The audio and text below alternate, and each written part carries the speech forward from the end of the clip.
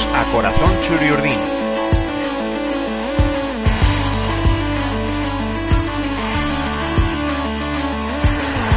El podcast en el que escucharéis historias sobre la historia de la Real Sociedad.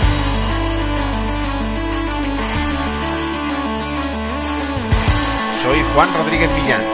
Arrancamos.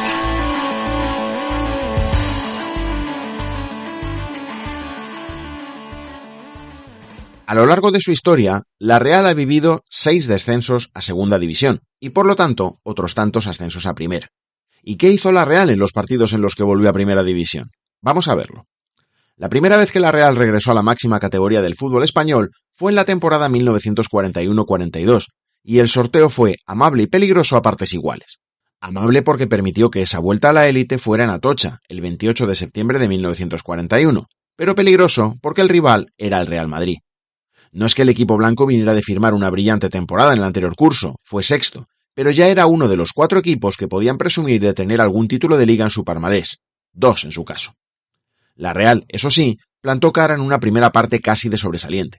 Al cuarto de hora, Pedrín marcó de cabeza culminando la mejor jugada del equipo chururdín, al decir de las crónicas de la época.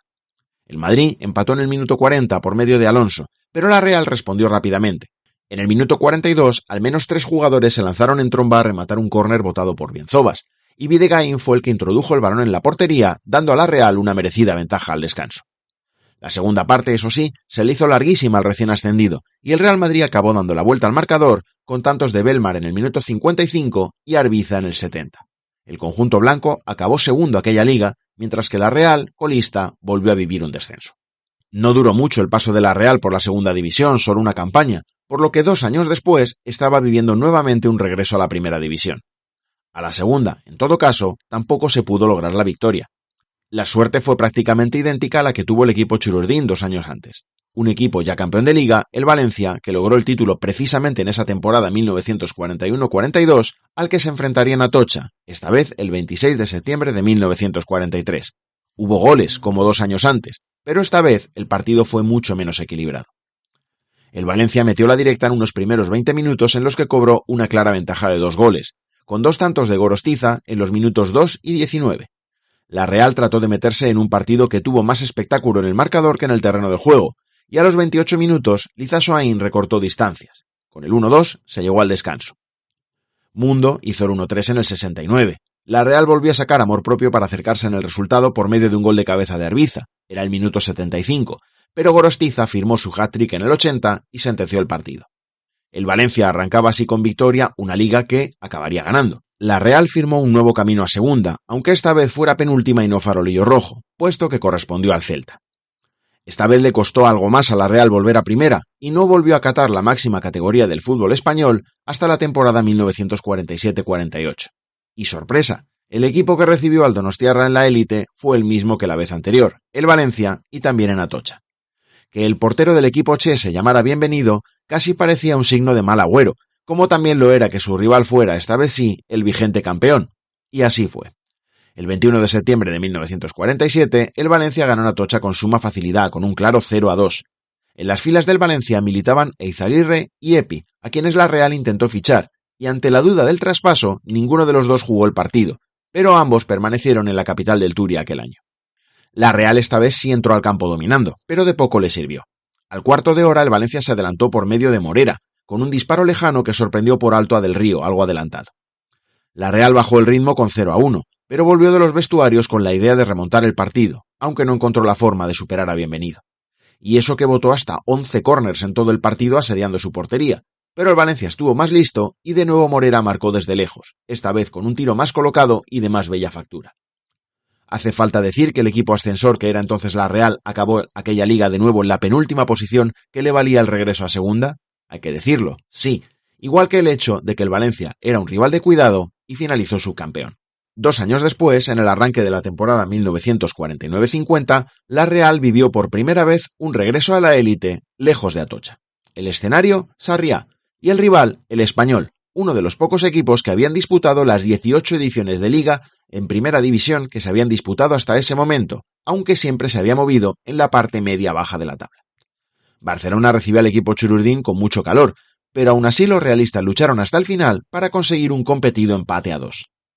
El partido no pudo empezar mejor para la Real. 23 segundos, dicen las crónicas de la época, fue lo que tardó Gastón en convertir el 0-1 con un buen tiro esquinado. El español no quería vivir una derrota en el debut liguero y se lanzó al ataque. A los 13 minutos, Artigas logró ese empate, salvando la salida de Bagur. Con 1-1 en el marcador, el juego se dejó llevar por el sopor de la temperatura y hasta la segunda parte no recobraron los ánimos los dos equipos. La Real parecía tener más físico, pero el español pegó un zarpazo en el minuto 63 para que Vázquez pusiera el 2-1. La Real empujó desde entonces y logró el premio en el minuto 81, cuando Gómez Bravo logró el definitivo 2-2. Esta vez la Real logró una holgada permanencia, fue octava con 9 puntos sobre el descenso, y el español tuvo que sufrir algo más, fue 11º y penúltimo equipo en salvarse, solo por encima del Málaga. La Real ya no volvió a bajar a segunda hasta el final de la temporada 1961-62, pero vivió su paso por segunda más largo, 5 interminables años a los que se puso fin en la mítica tarde de Puerto Llano. Y aupada por aquel día de gloria, la Real, por fin, pudo vivir una victoria en su regreso a primera en la temporada 1967-68. Para ello hubo que volver a Atocha y contar con un rival mucho más asequible que en sus anteriores regresos, el Pontevedra. Los gallegos, eso sí, habían llegado a primera precisamente intercambiando la plaza que había dejado libre la Real en 1962. Bajaron en 1964, pero volvieron a primera un año antes que el equipo chururdín.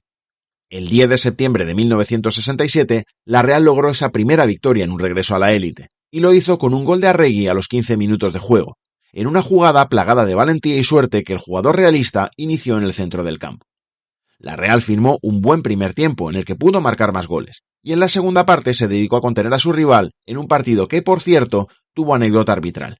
El colegiado designado para aquel día, Gardeazábal, se lesionó durante el calentamiento, por lo que su puesto lo ocupó Camacho, árbitro recién ascendido que ya había pitado a la Real en el primer partido del curso anterior en Atocha contra el Celta y que también se saldó con victoria a Chururdín, aquel día por 2-0.